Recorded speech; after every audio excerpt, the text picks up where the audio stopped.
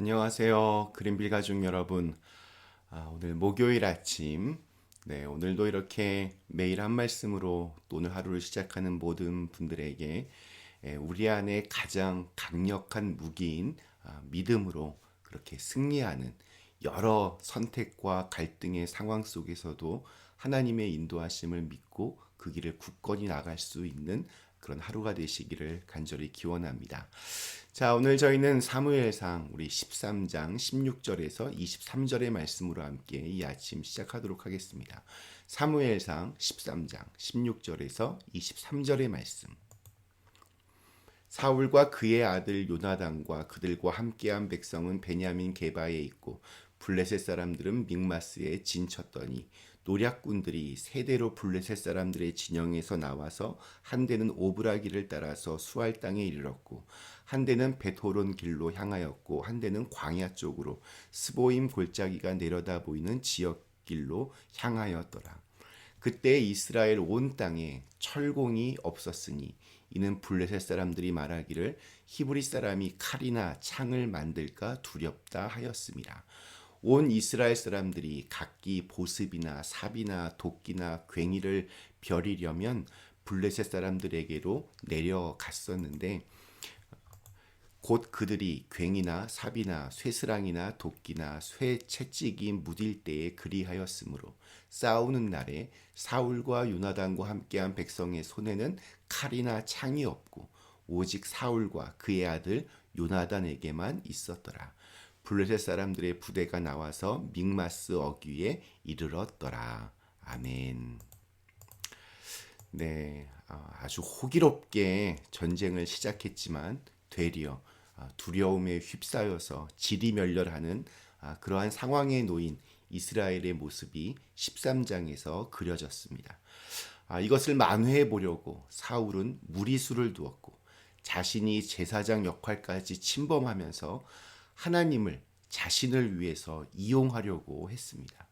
사울은 그렇게 잘못된 방향으로 잘못된 길로 들어섰습니다. 이런 위중한 상황에 오늘 읽은 말씀은 약간은 좀 뜬금없습니다.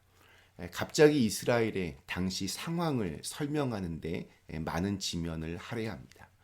마치 어떤 변명이라도 하듯이 말입니다. 내용이 이렇습니다. 당시 이스라엘에는 철을 다루는 대장장이가 없었다고 합니다. 그것이 철기 문화의 부재에서 온 것인지 아니면 블레셋 때문에 대장장이들의 씨가 말랐는지는 정확히는 알 수 없습니다. 다만 블레셋이 히브리의 철공, 즉 대장장이들을 허용하지 않았다라고 기록한 것으로 보아서 이스라엘이 철기를 다루는 것을 두려워했던 블레셋이 이 점을 집중적으로 전략적으로 그렇게 공격했기 때문이 아닐까 하는 추측이 가능합니다. 아무튼 이 때문에 이스라엘에는 변변한 철기 무기가 없었습니다. 블레셋이 노린 것이 바로 이 점이었을 것입니다. 블레셋은 철기 문화, 또 이스라엘은 아직 청동 문화였습니다. 심지어 농기구를 철로 만들려고 하면 블레셋에 가서 거기서 만들어야 했다라고 합니다. 그러니까 마치 수입산 농기구를 구해서 농사를 지어야 했다는 말입니다. 이거 역시 블레셋의 아주 치밀한 전략이었을 것입니다.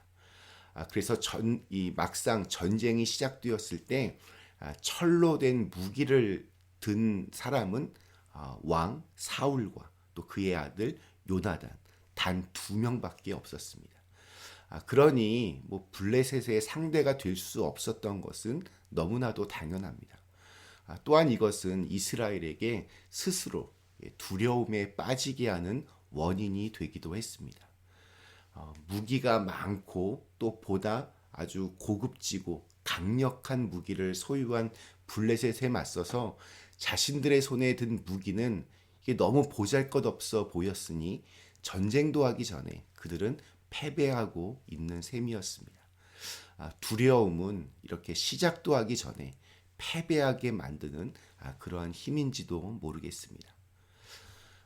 우리들의 무기는 육체가 아니요 그러나 강하오 참으로 강하오 견고한 진을 파하는 강력이요 성령 안에서. 어릴 때 이렇게 많이 불렀던 찬양입니다. 옛날에는 이 찬양을 부를 때 그 뜻을 제대로 알지 못했던 것 같습니다. 그런데 살면 살수록 정말 우리의 삶은 우리 안에 지니고 있는 무기로 견디고 버티는 것이라는 것을 절감하게 됩니다. 오늘 읽은 말씀에서는 마치 이스라엘이 왜 그렇게 겁을 먹고 있었는지 그것을 변명하듯 설명해 주는 것 같지만 사실 우리에게 주는 메시지는 따로 있는 것 같아 보입니다. 그것은 블레셋이 믿는 그 강력한 무기, 철기 문화, 또 자신들이 세운 왕좌, 자존심, 힘과 재능과 능력, 이러한 것이 인간에게 가장 강력하고 필요한 무기가 아니라는 것을 그렇게 말하고 있는 것처럼 다가옵니다. 이스라엘이 전쟁에서 승리했을 때 그들이 승리했던 이유는 그들이 가지고 있던 무기나 재능 때문이 아니었습니다. 오직 하나님만을 바라보고 그 하나님을 믿는 믿음 때문에 승리해 왔습니다. 육체가 아니라 성령의 힘으로 그들은 승리했었습니다.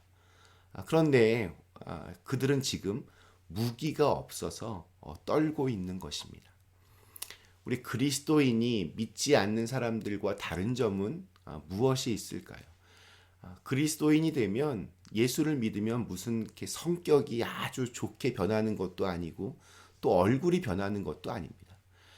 그렇다고 아주 솔직하게 말하면 예수를 믿는다고 다 착한 것도 아닌 것 같습니다. 그런 데서 차이를 발견하는 것은 어렵습니다. 그 차이는 바로 내가 무엇을 무기로 삼고 있느냐. 바로 이것인 것 같습니다. 내가 믿는 것이 무엇이냐.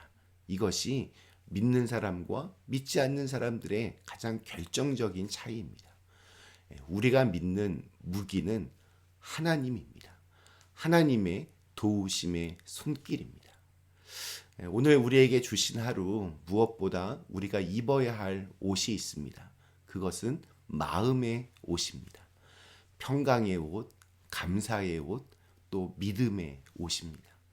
은혜를 기대하고 또 주님의 도우심을, 인도하심을 믿는 기쁨의 옷이 그 어떠한 옷보다 우리의 인생을 아름답게 고귀하게 만들어 줄 것입니다.